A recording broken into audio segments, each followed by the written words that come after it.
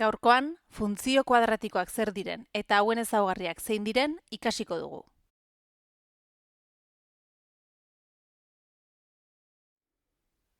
Bigarren mailako funtzioi funtzio kuadratiko deitzen zaie. Funtzio polinomikoak dira, eta hauetan mailarik altuena duen monomioa bigarren mailakoa izango da beti. Aldagai bakarreko funtzio kuadratiko batek forma hau izango du.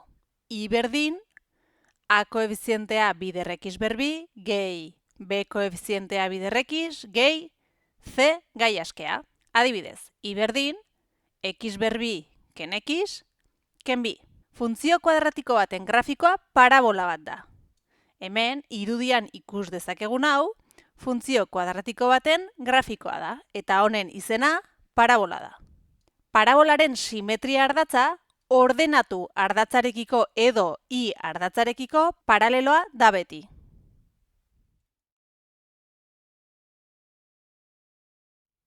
Funtzio kuadratikoen ezaugarriak zein diren ezagutzeko hauek irudikatzen ikasiko dugu. Eta horretarako honako adibide hau garatuko dugu. I berdin, minus x ber bi, ken lau x gehi bost. Hasi baino lehen, beti, funtzioaren parametroak zein diren identifikatu beharko ditugu. A parametroa, bigarren mailako monomioari dagokion koefizientea izango da. Kasu honetan, minus bat. B parametroa, beti lehenengo mailako monomioari dagokion koefizientea izango da. Kasu honetan, minus lau. Eta C aldagaia, beti gai askea izango da. Kasu honetan, bost. Behin parametroen balioak identifikatuta, parabolaren itxura zein izango den ondorioztatuko dugu. Horretarako, A parametroa hartzen da kontutan. Izan ere, parabolaren itxura A parametroaren menpe egongo da. A 0 baina handiagoa, hau da, positiboa denetan, parabola aurra izango da, eta ondorioz minimo bat izango du.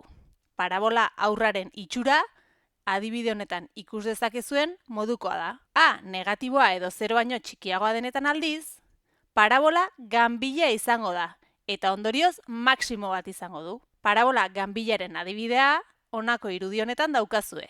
Gure adibidean oinarrituta, A parametroa minus bat dela dakigu. Hau da, A 0 baino txikiagoa edo negatiboa da. Horregatik badakigu gure parabola ganbila izango dela, eta ondorioz maximo bat izango duela. Behin parabolaren itxura zein izango den jakinda, ardatzen ebaki puntuak zein izango diren identifikatuko ditugu. Hasteko, OI ardatza gure funtzioak non ebakiko duen kalkulatuko dugu. Ordenatu ardatzaren ebaki puntua C parametroari esker jakingo da. Cek OI ebaki puntua erabakitzen du eta beti 0C puntua izango da OI ardatza funtzioak ebakiko duen puntua. Gure adibidean C bost da. Ondorioz, OI ardatzaren ebaki puntua 0 bost puntua izango da. Ardatz kartesiar honetan ikus dezakegun moduan, 0 bost puntuan gure funtzioak I ardatza ebakiko luke. Abszisa ardatzaren ebaki puntuak zein diren kalkulatzeko, batetik funtzioa ekuazio bihurtu behar dugu hasteko eta ondoren ekuazio hori ebatziko dugu. Ekuazioaren ebazpenean lortuko ditugu edo lortuko dugu, x edo abszisa ardatza ebakiko duten puntuen koordenatuak zein diren. Funtzioa ekuazio bihurtzeko, gure polinomioa berdin 0 adieraziko dugu. Honela, bigarren mailako ekuazio bat izango genuke. Gure adibide honetan, funtzioa I berdin minus x ber bi ken lau x gehi bost da. Hau ekuazio bihurtzeko, gure polinomio hau hartu eta berdin 0 adieraziko genuke. Bigarren mailako ekuazioak nola ebazten diren gogora ekartzeko, kanalean eskuragarri duzue honen inguruko azalpen bideoa. Jarraian, ekuazioa ebatziko dugu. Bigarren mailako ekuazio osoa denez, formula bidez ebatziko genuke. Eta ebazpenean, xen bi balio lortu ditugu. Minus bost eta bat. Ondorioz, badakigu, x ardatza minus bost puntuan eta bat puntuan ebakiko duela gure funtzioak. Hurrengo pausoa, funtzioaren simetria ardatza zein izango den kalkulatzea izango da. Simetria ardatza kalkulatzeko formula bat erabiliko dugu. X berdin, minus B zati bi biderra. B eta A, funtzioko parametroak izango dira. Gure adibidearekin jarraituz, formulan parametroen balioak ordezkatuko ditugu. Minus b, kasu honetan minus lau, zati b bider a, kasu honetan minus bat. Minus eta minus plus bilakatuko litzateke, hau da lau, zati minus bi, lau, zati minus bi. Ondorioz, badakigu, gure parabola ganbilaren simetria ardatza x minus bin egongo dela. Eta horixe bera irudikatu dugu ardatz kartesiarrean. Azkenik, funtzioaren mutur erlatiboa zein izango den edo non egongo den kalkulatu beharko dugu. Mutur erlatiboak maksimoak edo minimoak dira. Gure adibidean, parabola ganbila izango denez, maksimo bat izango duela dakigu. Hau non egongo den jakiteko, lortutako simetria ardatzaren balioa funtzioaren adierazpenean ordezkatuko dugu. Gure simetria ardatza minus bin dagoela kalkulatu dugu aurreko pausoan. Ondorioz, funtzioan x aldagaiaren ordez minus bi adieraziko dugu. I berdin minus bi berbi, ken lau bider minus bi gehi bost. I berdin minus lau gehi zortzi gehi bost bederatzi. Ondorioz, gure maksimoa puntu honetan egongo da. Minus bi, bederatzi puntuan. Gogoratu, puntuetan beti lehenik x koordenatua adieраzi behar dugula eta ondoren y koordenatua. Ardatz kartesiarretan dagoeneko y ardatzaren ebaki puntua, isa ardatzaren ebaki puntuak, simetria ardatza non egongo den eta gure maksimoa non egongo den irudikatu ditugu.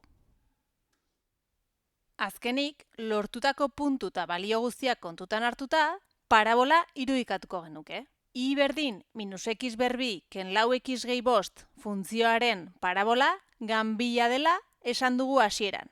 Eta beraz, bere maksimoa ardatzen ebaki puntuak eta simetria ardatza.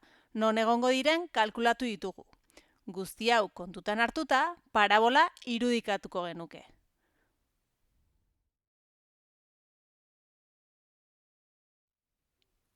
Ikasi dugun guztia aplikatzeko honako adibide hau garatuko dugu. I berdin minus x berbi ken bi x gehi hiru funtzioaren parabola irudikatu beharko dugu.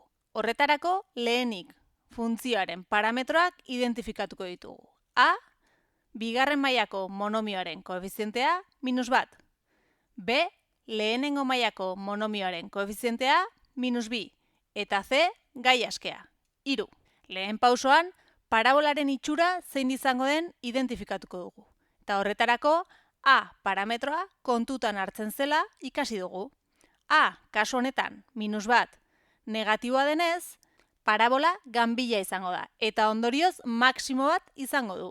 Jarraian, ardatzekiko ebaki puntuak zein izango diren identifikatuko ditugu. Hasteko, OI ebaki puntua zein izango den zehaztuko dugu, eta horretarako, C parametroak informazio hori ematen digula gogora ekarriko dugu. OI ebaki puntua 0 irun egongo da kasu honetan C 3 delako. X ardatzaren ebaki puntua edo ebaki puntuak zein izango diren erabakitzeko gogoratu lehenik gure funtzioa ekuazio bihurtu behar dugula. Eta horretarako polinomioa berdin 0 adieraziko dugu. Jarraian, sortu berri dugun ekuazio hau ebatziko dugu. Eta oraingo honetan ere, bigarren mailako ekuazio osoa denez, formula bidez ebatziko genuke. Ebazpen honetan, xen bi balio lortu ditugu. Eta ondorioz, badakigu, x minus 0 eta bat 0 puntuan, gure funtzioak x ardatza edo abscis ardatza ebakiko duela. Simetria ardatzari dagokionez, formulan gure b eta a parametroak ordezkatuko ditugu.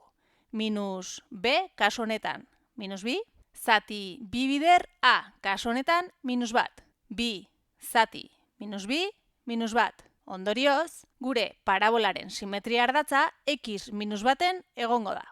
Azkenik, mutur erlatiboaren kokapena zehaztu behar dugu, kasu honetan, maksimoarena. Horretarako, simetria ardatzaren balioa, x minus bat kasu honetan, funtzioaren adierazpenean ordezkatuko dugu. Hau da, xen ordez, minus bat adierazi beharko genuke.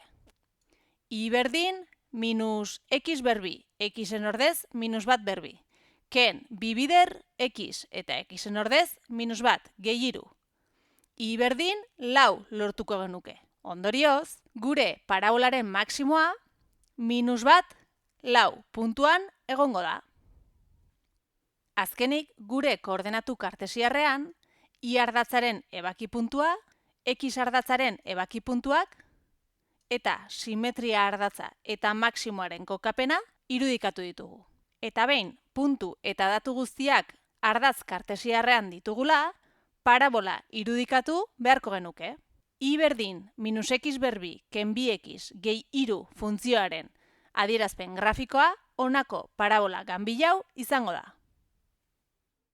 Orain, ekin lanari, hurrengora arte.